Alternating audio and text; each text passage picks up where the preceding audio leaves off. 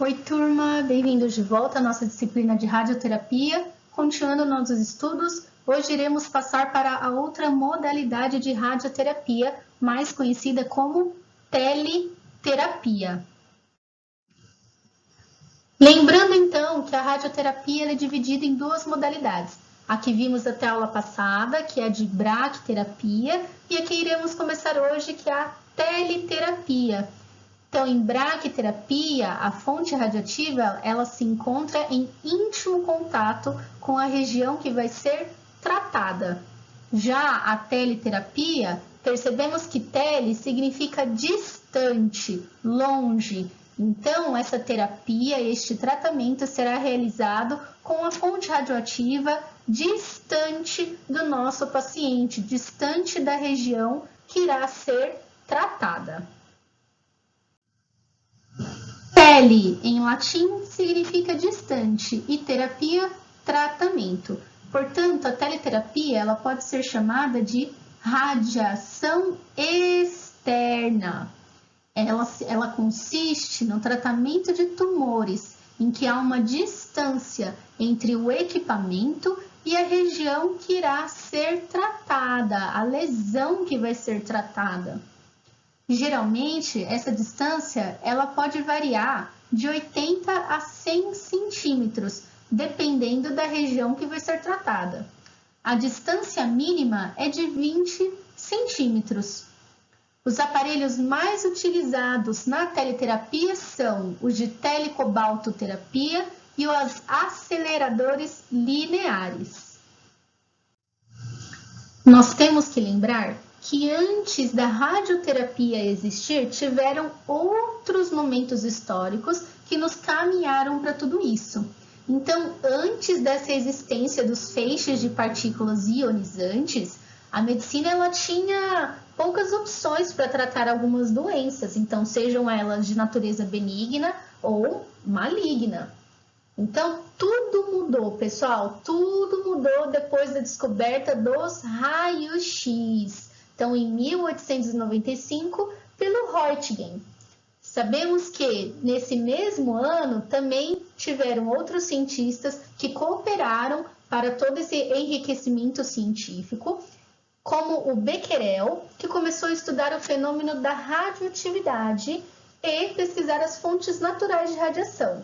Mas foi em 1898 que a Marie Curie e o seu marido Pierre Curie descobriram o rádio como fonte de radiações e dedicaram toda a sua vida às pesquisas de radioatividade. Em 1998, tiveram também a descoberta dos elementos radioativos polônio e rádio pela Marie Curie. Então, a partir daí, toda uma história da radioterapia ela se iniciou. Logo após essa descoberta, tiveram outras especulações científicas, como, por exemplo, do médico Ernest Besnier, que ele foi um dermatologista que imaginou o seguinte, que essa radiação emitida por esses elementos poderiam ser usadas da mesma forma que os raios-x. Então, ele já começou a ter uma ideia do uso terapêutico destes materiais, destes elementos. Acreditava-se que o rádio ele podia ter efeitos terapêuticos. Então, o dermatologista ele imaginava que poderia tratar lesões de pele, lesões superficiais. Porém, ele também imaginava que poderiam ter efeitos adversos no paciente, como, por exemplo, as queimaduras. Isso foi comprovado lá na frente, tanto pelo Becquerel quanto por outros cientistas, que sim, os elementos radioativos eles poderiam causar efeitos adversos. O Becquerel ele sofreu uma queimadura de pele depois que ele carregou um pedaço de urânio no bolso por um tempo. Então ele começou a se interessar por essa nova utilidade de radiação no tratamento de tumores. E isso foi evoluindo até a gente chegar nas técnicas atuais, como as técnicas de medicina nuclear e radioterapia. Eu botei aí para vocês, do lado direito, uma imagem, então, de um paciente que apresenta queimaduras durante um tratamento radioterápico. Essas queimaduras, elas não são permanentes, elas são temporárias, tudo bem?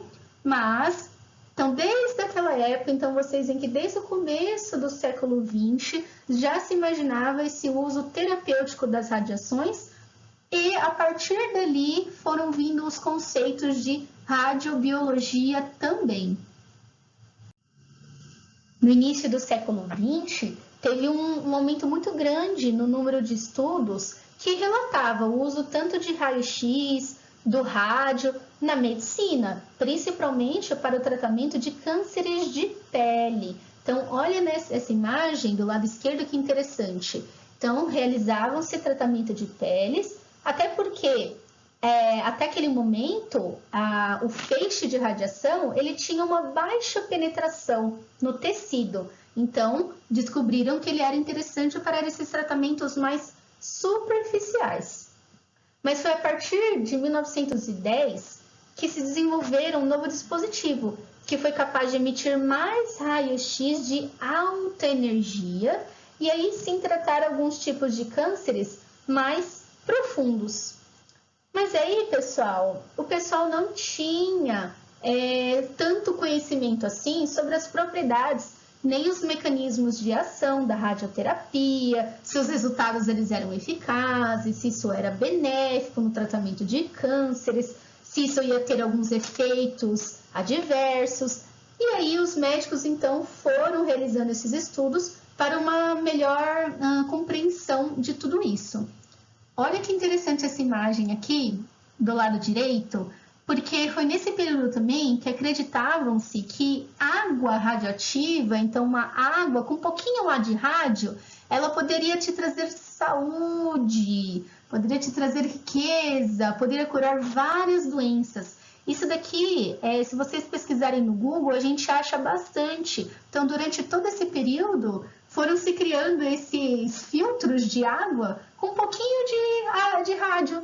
Então, toma aí uma água radioativa para você sarar suas doenças, te trazer até riquezas, melhorar artrite, reumatismo, algumas doenças aí que ninguém sabe as curas, tuberculose. Então, para você ver que a descoberta das radiações foram totalmente novas e até então ninguém sabia o quão perigosas elas poderiam ser também.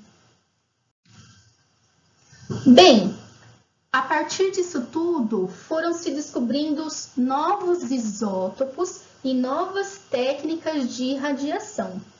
Os cientistas eles começaram a entender a natureza das radiações, as diferentes ações da radiação no nosso organismo, a relação de o tempo de atuação dessa fonte radioativa e a dose de radiação para eu colocar na região a ser tratada, ou seja, relacionando na sobrevivência das células. Então, o tempo em que eu preciso utilizar tais tipos de radiação, de fontes radioativas, para matar tumores. Olha que bacana. Foi também em 1920 que os médicos eles começaram a entender, pessoal, o fracionamento de dose.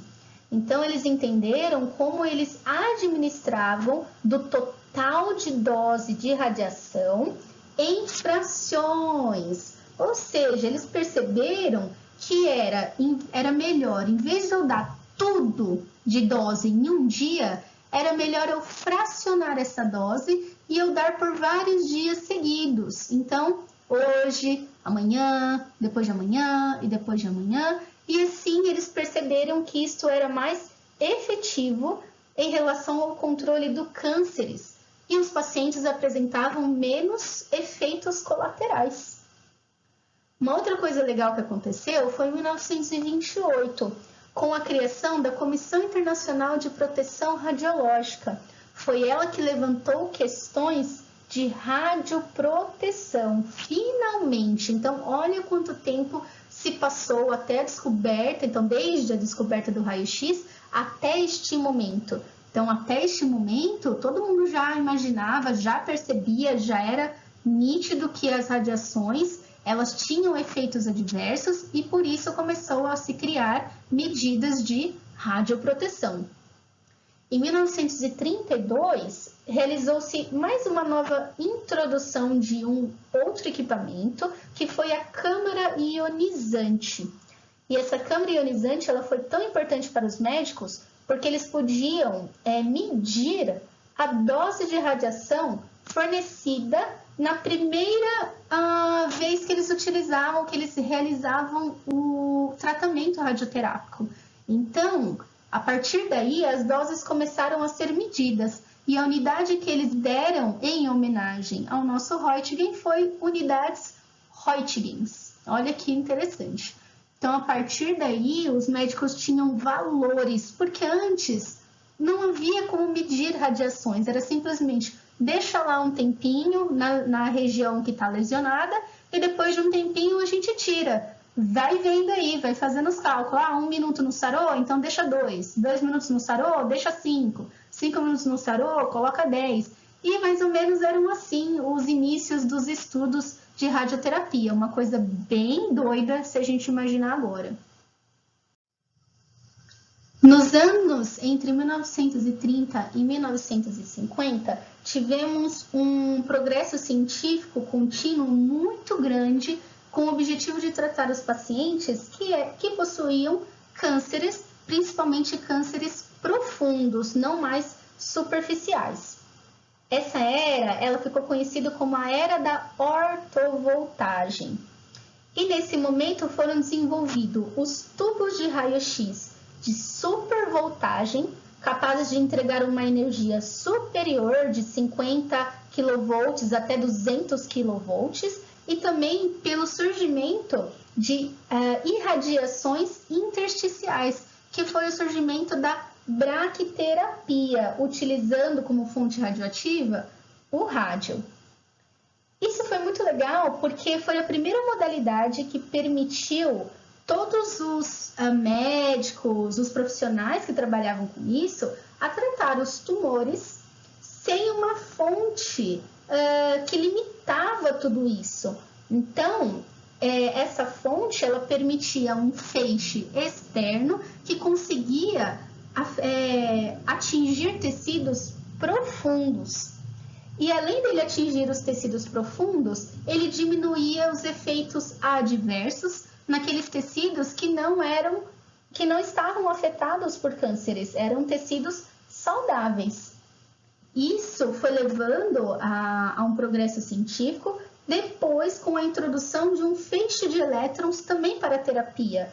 E era um tratamento, então era uma ação terapêutica que dava energias bastante superiores e que poderiam tratar também tumores superficiais quanto profundos. Então, nessas duas imagens, é interessante a gente ver os primeiros tipos de equipamentos de ortovoltagem, como eles eram rudimentares. Resumindo, pessoal, a teliterapia é através dela que feixes de raio-x, elétrons, feixes de prótons ou até raios gamas podem ser entregues ao tumor.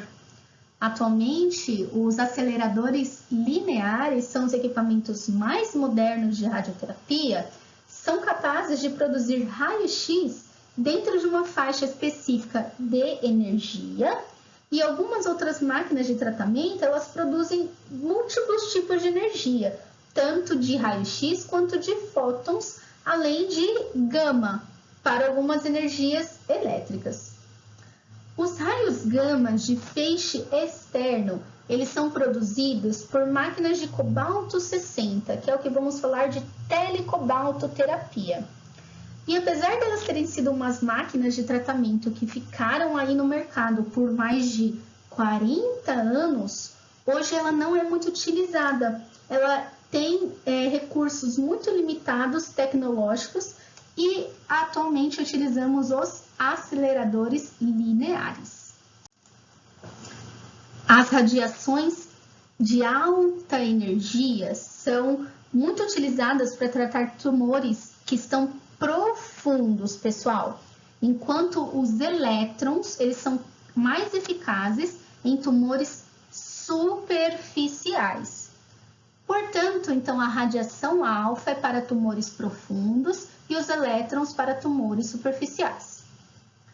No ato cirúrgico, pessoal, no tratamento, por exemplo, de cânceres de mama e câncer pancreático, se pode utilizar os elétrons também, para que essa dose seja entregue diretamente no tumor durante essa cirurgia. Então, esse método ele até permite que uma dose elevada seja administrada ao tumor, enquanto ela poupa todos os tecidos adjacentes normais, não afeta todos estes tecidos. Hoje também o tratamento ele é muito modernizado com a utilização de softwares e computadores avançados para o planejamento de tratamento. Existem 3 equipamentos utilizados para o tratamento de cânceres com uma fonte de radiação externa em relação ao tumor. E são eles os equipamentos de ortovoltagem, de telecobalto e os aceleradores lineares. Agora a gente vai falar um pouquinho sobre os equipamentos de ortovoltagem. Então percebe que este equipamento ele funciona de forma muito parecida com os aparelhos de raio-x. Então, ele até lembra um aparelho de raio-x, não é, pessoal? Olha, lembra a ampola, tem até os fios, cátodo, ânodo, bem interessante. Mas, esses equipamentos de raio-x, de ortovoltagem, eles geram valores mais altos. Então, uma média de 100 a 400 kV. Então, normalmente, um raio-x de diagnóstico normal que nós utilizamos hoje, ele vai produzir em média de 40 a 140 kV. Então, para vocês verem que os valores são muito mais altos.